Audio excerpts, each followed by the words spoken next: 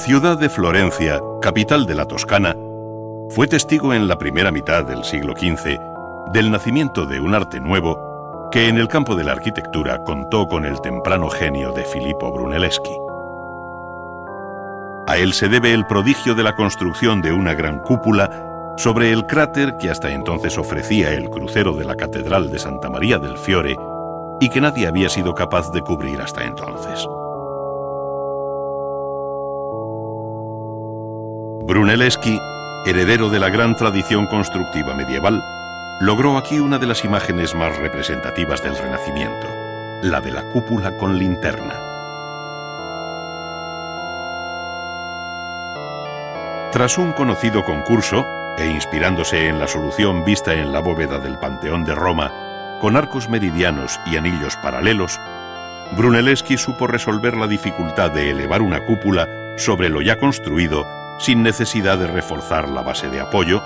sin cimbra y con una economía de medios y seguridad en su ejecución verdaderamente admirables.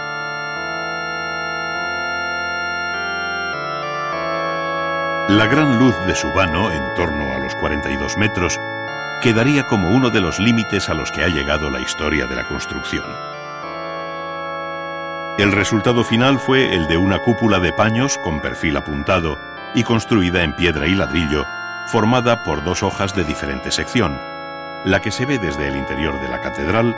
y la que se exterioriza dominante sobre el perfil de la ciudad, espacio envuelto y espacio envolvente.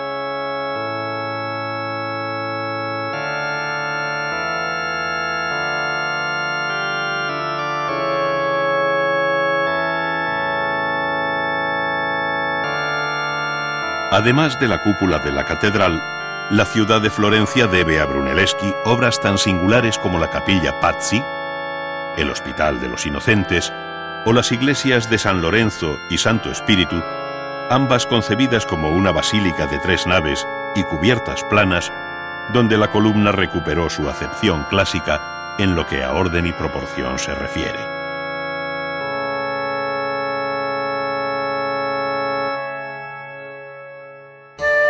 Fue efectivamente la composición la que dio a la arquitectura italiana del siglo XV una renovada imagen sobre la base del estudio de las ruinas romanas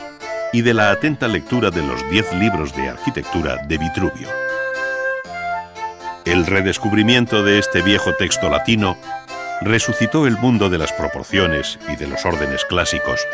despertando una verdadera curiosidad y pasión por la exégesis de aquel texto que parecía encerrar todos los secretos de la belleza de la arquitectura clásica. La proporción de la figura humana descrita por Vitruvio en la época del emperador Augusto y universalmente conocida a través del célebre dibujo de Leonardo da Vinci puede dar una idea de la importancia de aquel texto del siglo I dentro del humanismo renacentista. Vitruvio, haciéndose eco del principio de simetría griego, esto es, la relación de las partes entre sí y de éstas con el todo,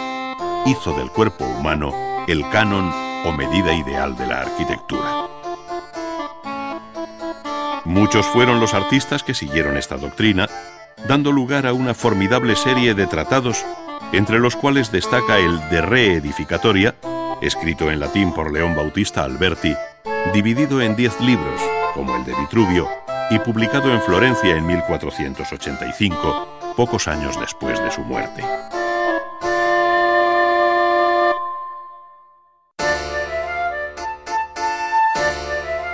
Alberti, uno de los más característicos representantes del humanismo italiano, por su sólida y amplia formación clásica,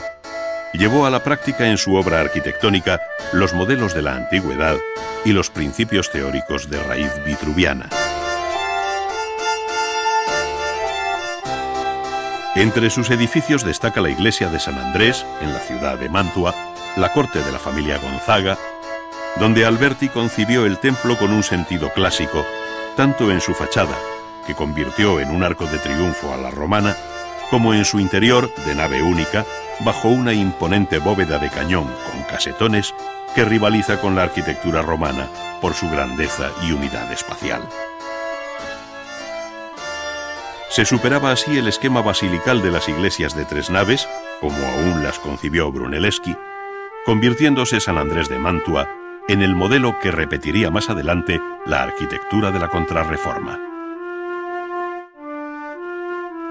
Dentro de la arquitectura religiosa del Renacimiento, la figura de Donato Bramante desempeña un papel crucial, tanto como enlace cronológico y conceptual entre los siglos XV y XVI, como por su traslado a Roma, donde hizo, entre otras obras, el templete de San Pietro in Montorio y sobre todo el gran proyecto para la iglesia de San Pedro, por encargo del Papa Julio II. El pequeño templete de San Pietro fue costeado por los reyes católicos y construido en los primeros años del siglo XVI, sobre el lugar en el que la tradición afirma haber sido crucificado San Pedro. Actualmente se encuentra en uno de los patios de la Academia Española en Roma, pero el proyecto inicial contemplaba su inclusión en un patio circular y columnado rodeándolo. Su planta circular, como los viejos templos romanos dedicados a Vesta, el orden dórico, igualmente romano, y la cúpula sobre tambor, hicieron de este edificio un ejemplo perfecto de la organización centralizada a la que aspiró la arquitectura del Renacimiento. El buscado equilibrio y armonía entre planta, alzados y volúmenes lo llevó Bramante a su más alta expresión en el proyecto inicial de San Pedro del Vaticano, que resumidamente puede describirse como un templo de cruz griega inscrita en un cuadrado, con una gran cúpula central y 4 menores de acompañamiento, a todo lo cual se suman 4 esbeltas torres angulares. Este esquema contaba con antecedentes en algunas obras del siglo XV y en ideas de Leonardo, con quien Bramante coincidió en Milán, dejando también una significativa descendencia en el siglo XVI, como pueda ser la iglesia de Santa María de la Consolación en Todi.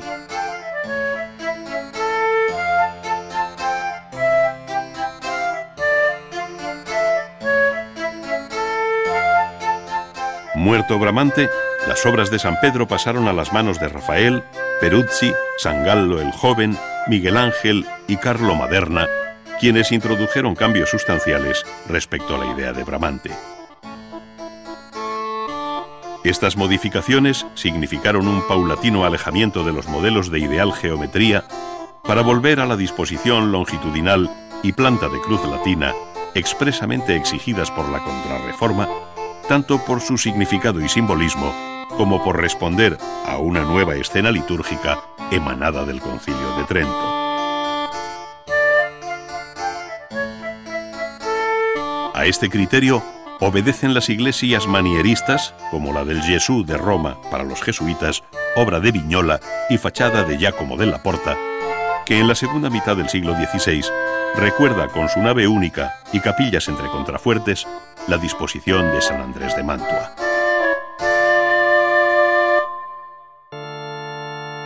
Fuera de Roma, las iglesias manieristas de mayor personalidad son las que Palladio proyectó en Venecia, con 1 o 3 naves de marcado desarrollo longitudinal, donde además del riguroso clasicismo de su estilo, interesa como novedad el tratamiento de la cabecera en la que se sitúa el coro. Así sucede tanto en la iglesia monástica de San Giorgio Maggiore como en el templo votivo del Redentor.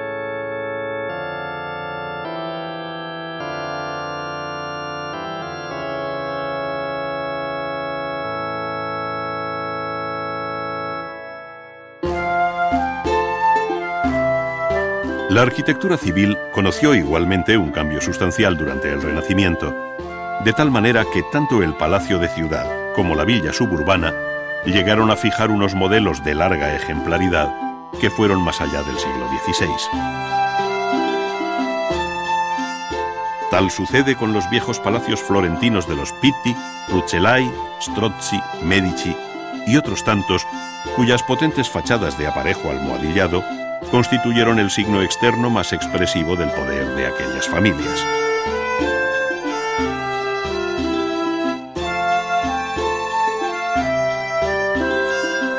Los palacios de Roma buscaron su propia imagen, que sin duda culminó en el Palacio Farnesio, mandado construir por el cardenal Alejandro Farnesio futuro Papa Paulo III.